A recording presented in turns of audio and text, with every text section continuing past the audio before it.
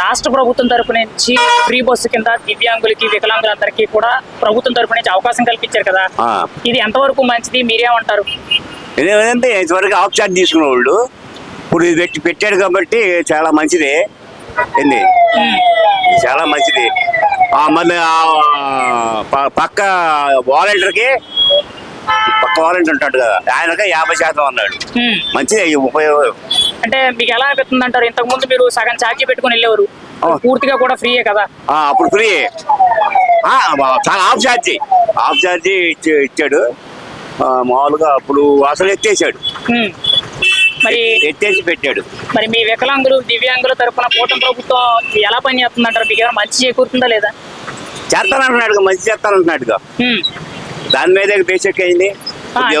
పెన్షన్లు పెంచుతామన్నారు, పెంచారు. మరి ఇప్పుడు ఫ్రీ బస్ కూడా ఇచ్చారు కదా, అంటే ఇచ్చిన మాట కొంతవరకు నిలబెట్టుకున్నారు? నిలబెట్టాడు, ఒక మాట నిలబెట్టుకున్నాడు, ఇచ్చిన మాట నిలబెట్టాడు. మరి మీరేం చెప్తారు మరి కూటమి ప్రభుత్వానికి, చంద్రబాబు గారికి, పవన్ కళ్యాణ్ గారికి? మామూలుగా పవన్ కళ్యాణ్ చంద్రబాబు పుట్టారు, మంచి పనులే చేస్తున్నారు, బాగానే ఉంది.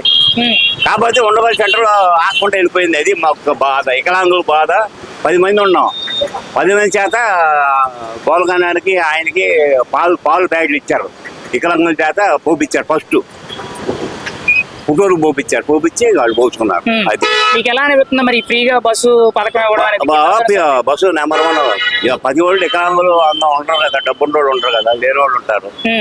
అది కూడా వచ్చేసాడు కాబట్టి సంతోషం. అది మరి పెన్షన్ వికలాంగులకి వీళ్ళందరికీ కూడా 6,000 రూపాయలు ఇస్తున్నారు కదా, గతం కంటే కూడా ఎక్కువ. దీని గురించి మీరేమంటారు? మంచిగా బాగా పెంచాడు. ఒకసారి డబుల్ పెంచాడు, 3,000కి 3,000 చేశాడు. అంత ముందు చంద్రబాబు నాయుడు ఉన్నప్పుడు 1,500 జగన్ ఉన్నప్పుడు 1,500. తర్వాత చంద్రబాబు నాయుడు వచ్చిన 3,000 చేశాడు. మళ్ళీ ప్రభుత్వం వచ్చినాక అన్నమాట ప్రకారంగా 6,000 చేశాడు. దానికి తప్ప వికలాంగులు కూడా మరీ ఎగలేని వాళ్ళకి 10,000, 15,000, మంచంలో ఉండే వాళ్ళకి 15,000 ఇస్తున్నాడు. బాగానే ఉంది. ప్రభుత్వం ఎలా ఉందంటారు? ప్రభుత్వం బాగా నెంబర్ 1. ఇది పోతే కానీ రాజధాని పూర్తవదు. 2 సంవత్సరాలు రాజధాని పూర్తవదు కదా. అదే మొట్టమొదటి వచ్చినట్టే పూర్తి అయ్యేది. అటు ముక్క ఇటు ముక్క గారికి రాజధాని ఆగిపోయి మరి గెలిచాడు కాబట్టి చేస్తున్నారు, పనులు బాగా స్పీడ్గా చేస్తున్నారు. మరి మీ దివ్యాంగులకి, వికలాంగులకి వీళ్ళందరికీ కూడా ప్రభుత్వం ఖచ్చితంగా మీకు ఇచ్చిన మాట నిలబెట్టుకుంటూ పనిచేస్తుందంటారా? నిలబెట్టాడు, 6,000 చేశాడు, ఇచ్చాడు, నిలబెట్టాడు, బాగా చేశాడు.